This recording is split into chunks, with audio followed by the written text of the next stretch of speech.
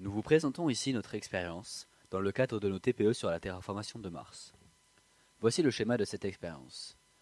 À gauche, la lampe qui sera nécessaire pour représenter la lumière du Soleil réfléchie par des miroirs qui sera en orbite. Au centre, un Erlenmeyer à double entrée avec un tube dans lequel nous avons mis du sulfate de cuivre anhydre et du coton pour empêcher qu'il ne tombe.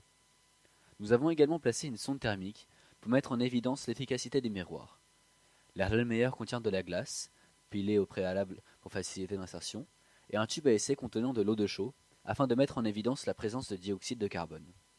À droite se trouve une fiole à vide. Cependant, les moyens à notre disposition pour faire ce schéma étant limités, nous avons dû utiliser le schéma d'un Erlenmeyer à double entrée.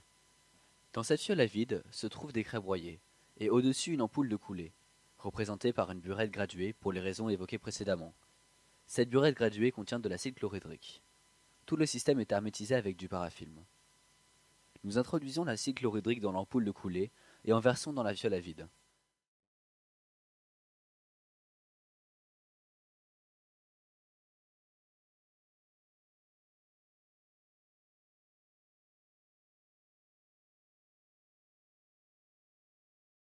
On observe alors une réaction entraînant un dégagement gazeux de CO2.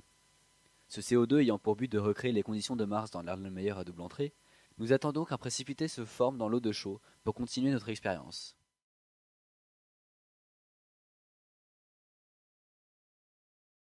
Maintenant que les conditions de Mars sont établies, nous allumons les lampes. La température de l'Erlenmeyer de base est de 21,2 degrés Celsius. Nous plaçons un chronomètre à côté de la sonde pour nous permettre de comparer le résultat avec l'expérience témoin.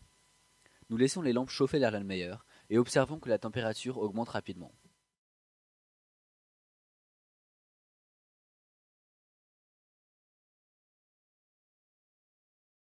Nous éteignons la lumière et arrêtons le chronomètre après 1 minute 53 pour 32,9 degrés. On défait le montage afin d'extraire le tube à essai contenant de l'eau de chaux.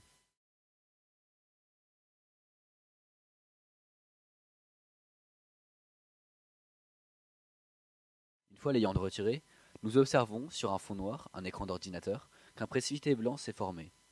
De plus, le tube comportant le sulfate de cuivre anhydre comporte maintenant du sulfate de cuivre bleui. C'est donc que l'eau s'est en partie évaporée. Après avoir nettoyé, séché et réinstallé le matériel, nous reproduisons la même expérience sans l'aide de lumière afin de mettre en évidence l'impact de cette dernière dans l'augmentation de la température pour le cas de Mars. Dans la mesure où l'expérience est strictement identique à la première, nous pensons qu'il n'est pas utile de vous montrer à nouveau la même expérience, et nous nous intéresserons donc seulement aux résultats. Nous observons, au bout des 1 minute 45, quand la température s'est stabilisée, qu'elle se situe à 21,6 degrés.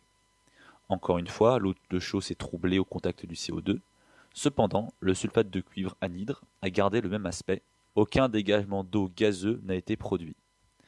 Nous pouvons en conclure qu'avec l'atmosphère martienne, une source de chaleur supplémentaire est nécessaire pour obtenir un réchauffement significatif et donc relancer le cycle de l'eau.